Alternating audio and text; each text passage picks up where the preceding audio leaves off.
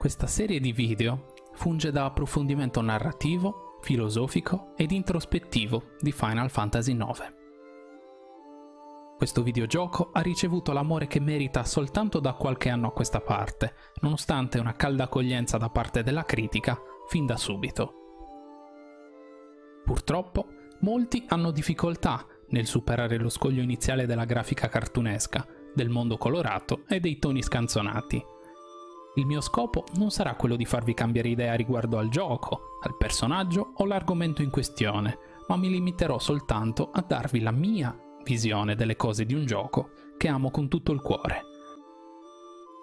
Prima di cominciare, vi ricordo che potete iscrivervi al canale dal pulsante rosso qui sotto e che tramite un like ed un commento ci aiuterete a crescere e a portare sempre più contenuti con maggiore frequenza e qualità.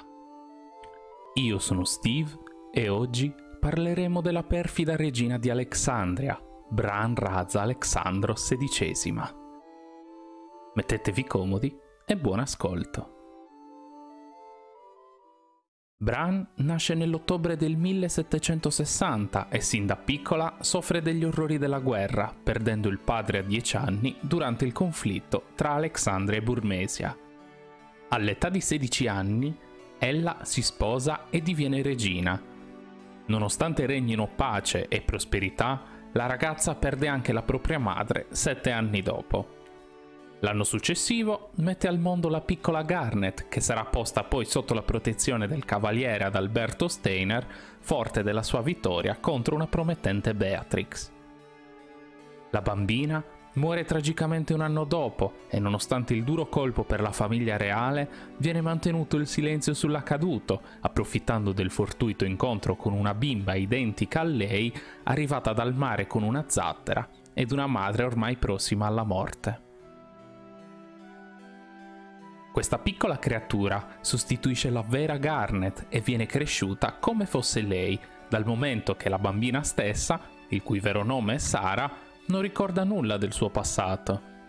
Viene così educata e cresciuta come la vera principessa erede al trono.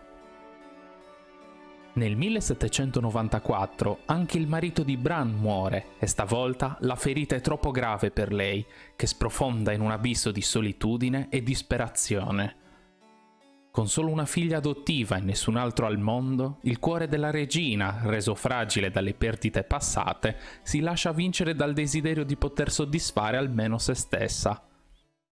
Questa lenta ma inesorabile trasformazione costringe alla fuga il precettore di Garnet, il dottor Totto, che culmina nel momento in cui la regina incontra il misterioso Kuja, che le parla delle origini della falsa figlia e delle sue doti invocative.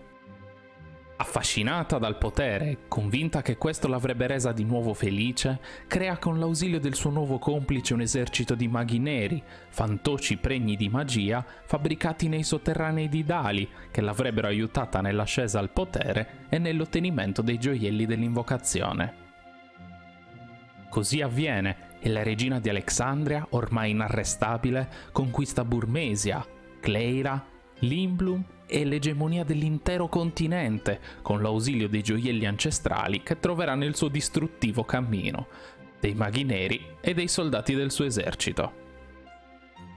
Nemmeno l'amore della figlia nei suoi confronti sembra ormai raggiungerla e, accecata dall'ingordigia e dalla sete di potere, ruba e consuma i poteri magici della stessa, relegandola a mero strumento per poi tentare persino di farla condannare a morte.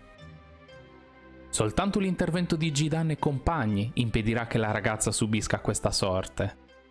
In un unico confronto diretto tra le due, la regina mostra spietata indifferenza e riluttanza anche solo nel guardarla, disgustata ormai dall'inutilità bellica che Garnet stessa poteva offrirle. Tagliati i ponti praticamente con chiunque, Bran mira ad ottenere l'ultimo gioiello posseduto dalla piccola sciamana Eiko, Amada Insari, e manda prima Amarant e Lani a recuperarlo con ogni mezzo per poi presentarsi personalmente con al seguito l'intera flotta. Il solo continente della nebbia non era più sufficiente per lei e la donna punta armi e magia contro il suo vecchio alleato Kuja che, purtroppo per lei, aveva già orchestrato un diabolico piano a sue spese.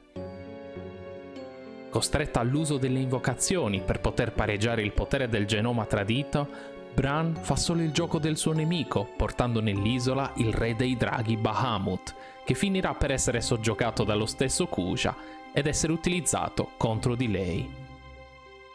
Spazzati via lei e le sue navi da guerra, Garnet e gli altri troveranno il corpo di una regina ormai prossima alla morte sulla spiaggia, nei pressi del luogo dello scontro. Bran, ormai vuota e patetica, rivive a parole tutto ciò che ha fatto e parla alla figlia adottiva per la prima volta quasi come una vera madre, tenendole la mano finché le forze e la vita non la lasciano per sempre. Anche dopo la morte, Bran viene menzionata e sfruttata dal folle Kuja nel momento in cui egli assorbe tutte le anime che Garland aveva catturato con l'Invincible, compresa appunto quella della regina.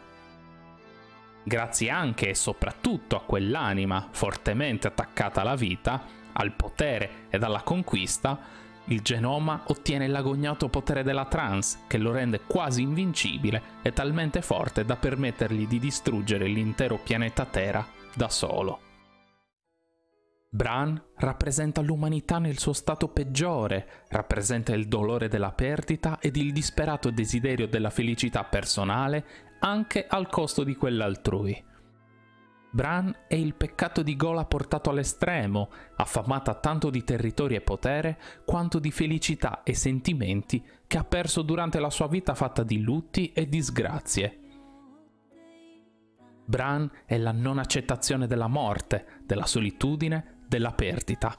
È l'essere umano troppo debole per superare lo sconforto ed è per questo che, quasi ad onorare il marito che non c'è più, trasforma Alexandria nel regno più potente di tutti, anche se per farlo distrugge la vita di molti altri. Forse la sua morte, quella di Kuja e la liberazione definitiva della sua anima sono state ciò che più di qualsiasi altra cosa le abbia portato sollievo, sentimenti che da anni non provava nemmeno quando era in vita. Se il video ti è piaciuto, spero di vederti anche al prossimo.